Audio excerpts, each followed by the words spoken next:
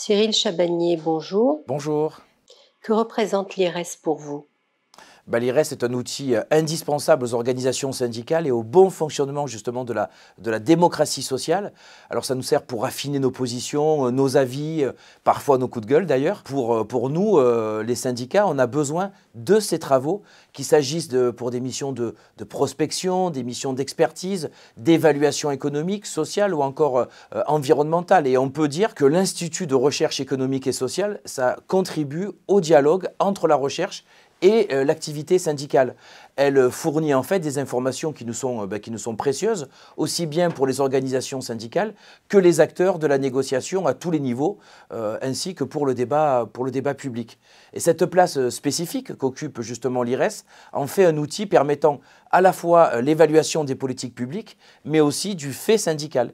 Et donc, grâce aux travaux de l'IRES, aux auditions, aux entretiens qui y sont menés, les partenaires sociaux peuvent adapter justement leur position et leurs pratiques afin que celles-ci puissent coller au mieux et au plus près de la réalité et s'approcher au mieux d'un diagnostic que je qualifierais de partagé.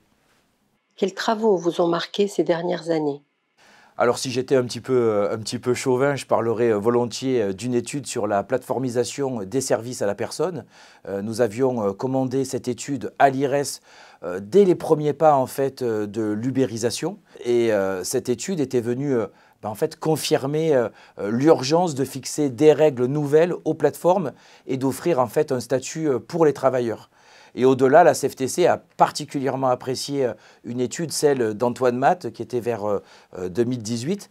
Elle portait sur les effets des politiques d'austérité sur les dépenses et les services publics de santé en Europe.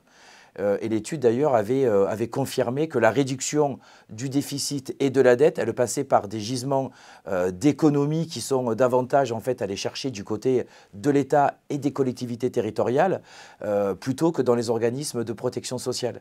Et donc les entretiens de l'IRES, ils ont permis en 2018, et donc je dirais presque dès 2018, soit bien avant la crise du Covid, de mettre à l'agenda la question de la santé et de son financement, ainsi que la question de la dépendance, en remettant notamment en cause le modèle du tout EHPAD. Pour terminer, je dirais qu'en pleine crise sanitaire, qu'on a connue ces 2 dernières années, l'IRES a très vite su se mobiliser et a mobilisé son réseau de chercheurs sur les thèmes justement de la mobilisation sanitaire des États et de l'Union européenne face à la première vague du Covid. Donc ces travaux vous ont beaucoup apporté?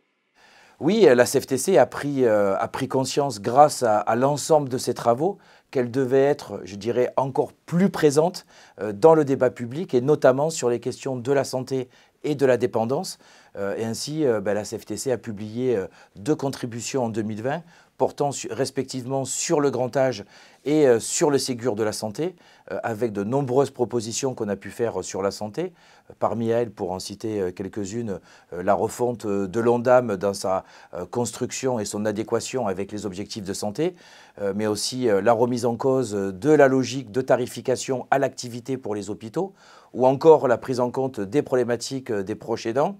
Et en fait, toutes ces propositions que la CFTC a pu faire et qu'on a pu porter assez fièrement, je pourrais dire, c'est en fait, elles ont pu répondre à des diagnostics scientifiques et objectifs qui ont été posés par l'IRES. Donc ça a vraiment été une aide pour nous, une confirmation des propositions qu'on a pu faire. Très bien. Merci, Monsieur Chabagnier. Merci à vous.